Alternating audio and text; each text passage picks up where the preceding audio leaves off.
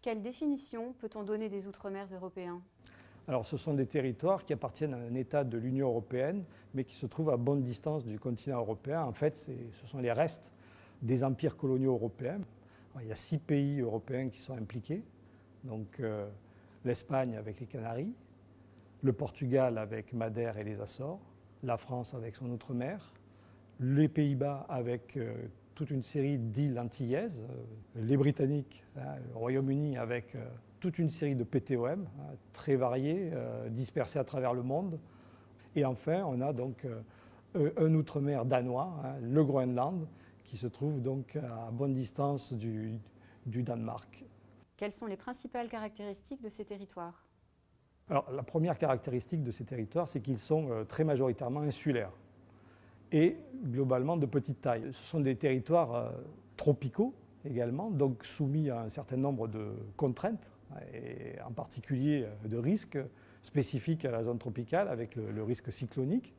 Notre problème qui se pose dans ces territoires, c'est donc l'éloignement qui a des conséquences au quotidien très visibles, en termes notamment de santé, étant donné que ce sont des territoires de petite taille, l'offre sur place médicale est limitée, donc pour des pathologies spécifiques, rares, on est obligé de mettre en place des évacuations sanitaires. À côté de ces vulnérabilités, il y a aussi des richesses qui sont très importantes.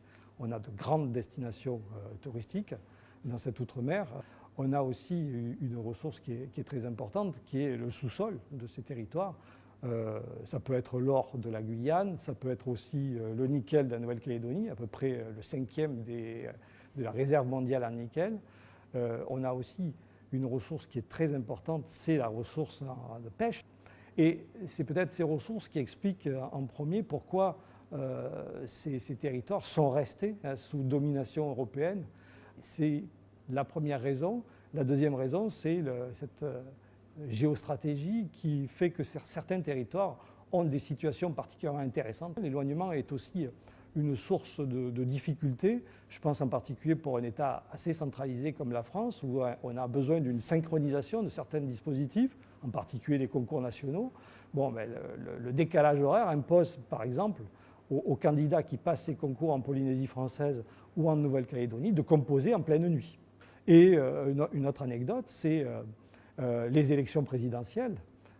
Tous les territoires qui se trouvent donc en retard sur leur métropolitaine, sur leur européenne, eh bien, connaissaient le résultat des élections présidentielles avant qu'ils n'aillent voter ou pendant qu'ils votent. Du coup, à l'ouest de la métropole, on a décalé la date des élections et aujourd'hui, on vote le samedi aux Antilles, par exemple.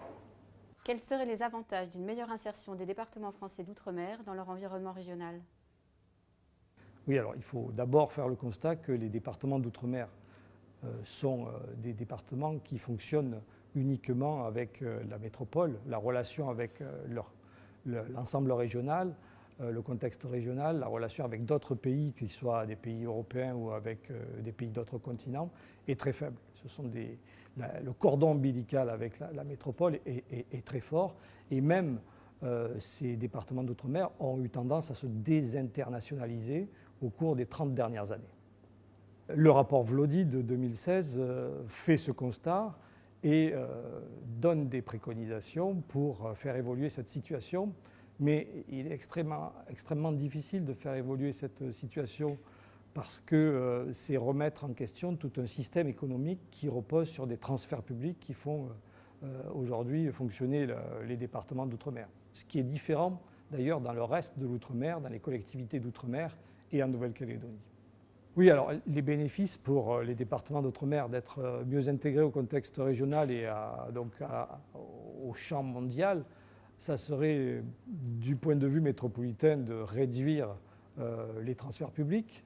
D'un point de vue local, ça serait de limiter et de réduire l'assistanat.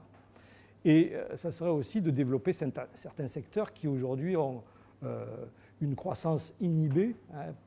Je pense en particulier au tourisme.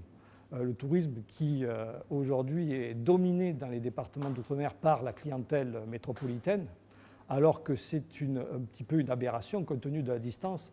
Regardez les Antilles, que ce soit dans les PTOM britanniques ou dans les PTOM néerlandais, la clientèle dominante vient d'Amérique du Nord.